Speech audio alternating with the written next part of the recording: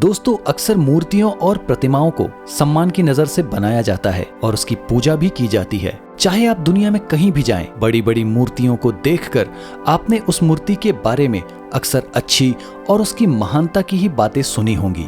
पर क्या आपने कभी ऐसी किसी मूर्ति के बारे में सुना है जिसे अनंत काल तक अपमानित करने के लिए बनाया गया हो? अगर नहीं सुना तो आप सही गाड़ी में बैठे हैं। बस चैनल को सब्सक्राइब करके टिकट कटवाइए और ज्ञान के सफर का मजा लीजिए।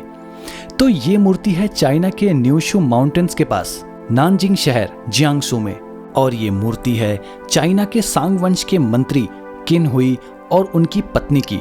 दोस्तों, इस मूर्ति को सिर्फ इसलिए बनाया गया कि लोग इसे हमेशा अपमानित करें और गालियां दें, क्योंकि किन हुई ने जो काम किया उसके लिए शायद ये सजा भी काफी नहीं थी।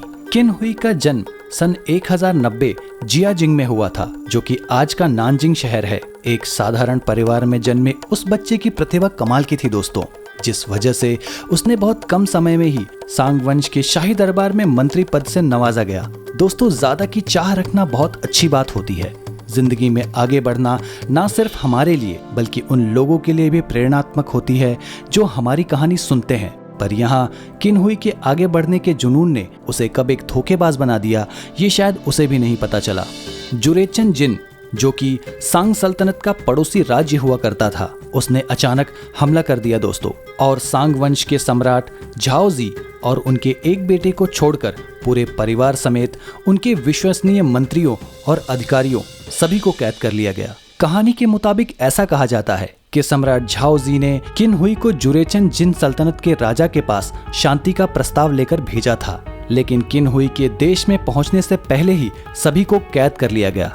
अब सम्राट का वो बेटा, जिसका नाम था झाओ गो, जो अपने देश के दक्षिण में जाने की वजह से कैद होने से बच गया, उसने दक्षिण में ही सांग सल्तनत की नींव रखी और शासन करने लगा। और इसी के साथ अपने कुछ अच्छे सरदारों और सेनापतियों के साथ उसने उत्तरी राज्य, जो कि अब जिन वंश के कब्जे में था, उसने छोटे मोटे टुकड़ों पर कब्जा करना शुरू कर दिया। ऐसे कुछ साल बीतने के बाद अचानक एक दिन किन हुई अपने परिवार के साथ सही सलामत दक्षिण के सांग सल्तनत पहुंचा और उसने बताया कि कैसे जिन साम्राज्य के सैनिकों से पीछा छुड़ाकर वह वापस आया है।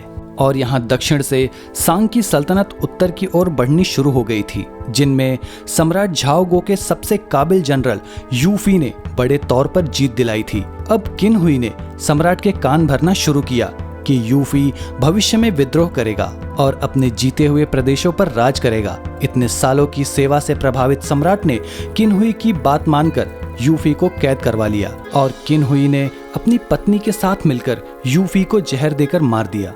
और इसके बाद उसने जिन वंश और सांग वंश के बीच में ऐसी संधि करवाई जिसे करके सांग वंश अपना वजूद खो बैठा और धीरे धीरे अपना राजपाट पूरी तरह खो बैठा। दोस्तों, इस कहानी को बताने वालों का ये मानना है कि जब पहली बार किन हुई को दूत बनाकर संधि का प्रस्ताव लेकर भेजा गया, तब भी उसने अपने देश से गद्दारी की, और दूसरी बार भी जब वह दक्षिण पहुंचा, वो भी अपने पूरे परिवार के साथ सुरक्षित, तब भी वो सांग वंश के विनाश की मंशा लेकर ही आया था, वरना इतने बहादुर और वफादार जनरल यूफी को धोखे से जहर देकर ना मारता। उसके इस घिनौने काम की वजह से चीन की जनता ने उसे धोखेबाज ऑफ द ऑल टाइम का खिताब देकर उसकी मूर्ति पर थूकना, गाली देना और अपमानित करना शुरू कर दिया। आखिर किस हद तक एक इंसान को उसके बुरे कर्मों की सजा मिलनी चाहिए दोस्तों? इस बारे में अपनी राय कमेंट जरूर कीजिएगा और चैनल को सब्सक्राइब करके वीडियो को शेयर जरूर करें। हम मिलते हैं आपसे अगली किसी वीडियो में। तब तक के लिए बाय बाय, सायोनारा।